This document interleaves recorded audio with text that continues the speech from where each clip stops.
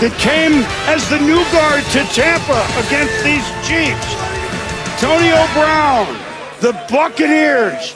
They say you can never go home again. Well, it took them 3 road playoff games to get home again. And there's Brady and Mahomes again.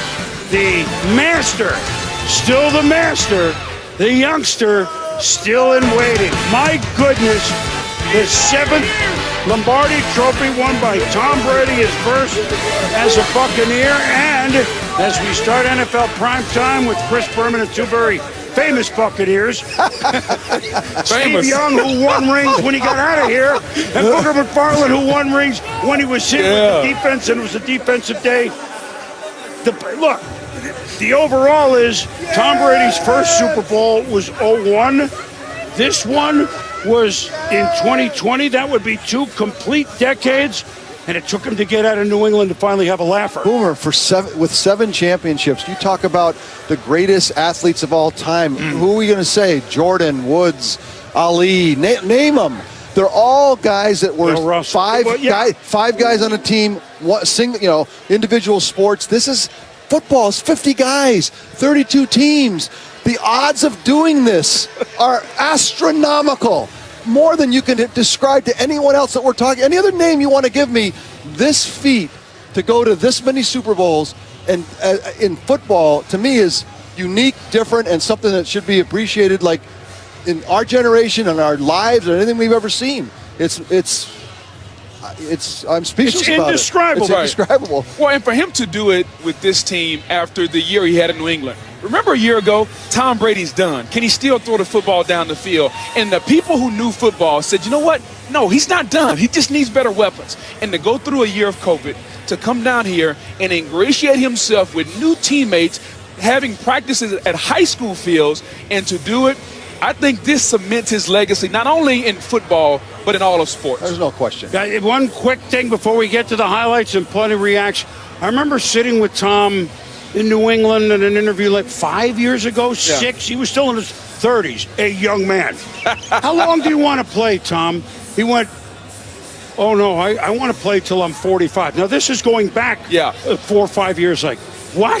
I thought I needed a Q-tip in my ear. And he went, no, I can do it. But he planned for it. Yes. He put the time in. He planned to get to Tampa, but where he was getting out of New England 4 years ago. Like, he's a guy that thinks about this years in advance, and that's why he can pull it off. He can come down. And the thing that's interesting about to me is you come down to a team that they don't know him. They got helicopters over his house when he arrives in town.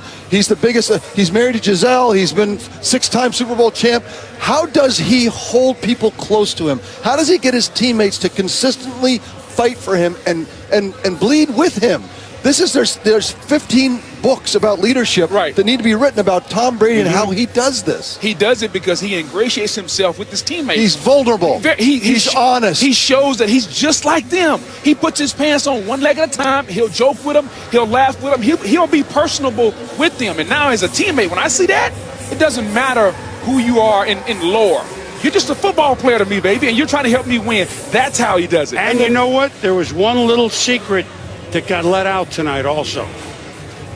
Oh, I also have a defense here in Tampa. Oh, yeah, by the way. That was a little secret. They had some of those players before. Bug knew that. He called it. And the Chiefs, who rolled up almost 300 yards in the first quarter against them here around Thanksgiving weekend, well, that was the last loss the Bucs have. All right, you know what? So this was built up.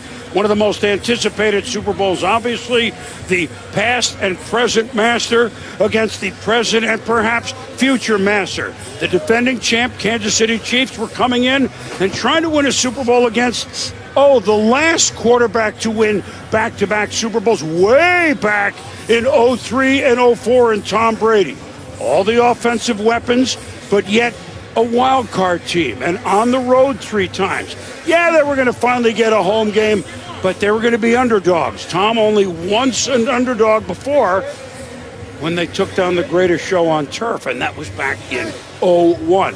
Chiefs kind of a similar team, coming in flying high, but yet in this battle, this epic battle, the age difference in quarterbacks, hats off to the veteran in the new sombrero. I know it's not new, Booger, but I can still call it the new sombrero. And you know what? When you see the stealth, in the beginning, it just tells you this is big. And, well, then you see Tom Brady, and you know this is big. And then you see Patrick Mahomes, the Magic Man, and you know this is big.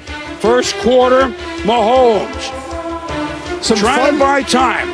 Some fun blitzes, Booger. You called it. They played the umbrella shell. They had all eyes on all the receivers, but they brought a couple of neat blitzes behind that zone shell. And off the helmet of Tyreek, I mean, he was a non-factor. Chiefs get a field goal. They lead 3-0. Wait a minute, Brady. I'm going to bring Gronk down here with me. Look at Gronk, and it's a Super Bowl spike. Great play call there. The RPO. Dan Sorensen lost Gronkowski. Tremendous play call by Byron Leftwich. The first of many throughout the night. And they break the Montana to Rice postseason record, etc. Now it's 7-3. They had the Joe Haig, the tricky Bucs, Steve. You know what? It gets punched out. I feel bad for him because you know everyone's going to say he dropped it. But he didn't drop it. He didn't really get it. It was great defense. Yeah, it was a good play. 3rd and goal from the Toronto Jones with Vita Vea looking at starring as the bridge, and the Chiefs hold. Now, could they hold on 4th down?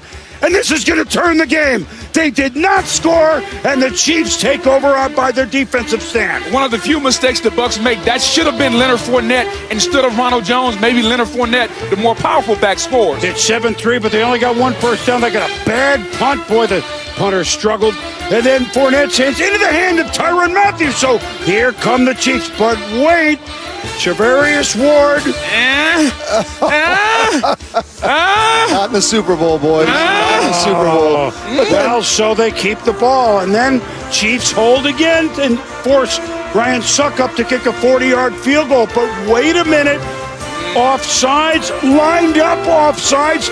It was 4th and 4.5. This is when I felt like the Chiefs were distracted. Yes, this is the Chiefs in the preseason mode and do not line up offsides. And so another gift, and hello, it's Gronk to the back of the end zone. Touchdown, 14-3. Long developing route. Great job by the offensive line, Tom Brady. This is the one. Look, it was a balanced win. Yes, it was. And right. the Bucs, we talked about it all year. Are they going to gel? Do they have enough time? Tom coming to town, Gronk, Antonio Brown. Well, the better offense and better defense we played the end of the year. And it absolutely was. This team, why don't they go win it again? They're going to get better and better. Well, here's the thing. Remember, that Chiefs loss of which they came back to lose by 3, the Buccaneers, then they had a bye. I don't think you can overlook this. It's just exactly what played. It was the last bye of any of the teams. Veteran team, first week of December, had a bye. Good timing. They haven't lost since then. You talk about gelling. Hello, that's what they got together. And oh, by the way, the defense never allowed the Chiefs into the end zone. Like, we're going to talk a lot about Tom Brady. Who would have ever thought the Chiefs would only kick 3 field goals? Todd Bowles was outstanding tonight. Yes. And we wondered, what adjustments was he going to make from week 12 to tonight? First time we saw Tyreek Hill, 260 yards in the first quarter. Todd Bowles simply said, I'm not going to allow you to get deep. He kept 2 safeties back. The pass rush dominated the offensive line up front. And I realized we're going to talk a lot and we're going to wax on Brady. He's the greatest ever. But Byron Leftwich and Todd Bowles dominated this game tonight. They outcoached Andy Reid and Eric Bieniemy up and down the field. 4 guys up front dominated. The only time that you see defense today in the unfair fight that the NFL is, offense versus defense, is when 4 guys, not 5 or 6, when 4 dominate. Denver did it a few years ago. Yes. The Ravens did it a few years ago. And the Giants did it to Brady. So that's how you win, and that's how they dominate in today's defenses have to bring 4, and that's what they did. Here, they brought the extra guy here early, Boog. Yep. And that was a nice thing. They played zone behind it, and I think that threw them off, and I like that wrinkle. But the rest of the game, it was 4 guys just basically putting Patrick on skates the whole day. Well, and you see Shaq Barrett, by the way, he's an unrestricted free agent, just beating the right tackle Wiley with an inside move. Vita Vea and Ndamukong Suh pushing the pocket. Notice what Patrick did all night. He was backing up. Yes. He never had time to step up. He never set his feet even when he had a time. Exactly. They were in his head immediately. And that was Vita Vea and Ndamukong Suh, Shaq Barrett, those 4 guys up front. We talked about this years ago when I played in Tampa. It was Warren Sapp, myself, Greg Spires,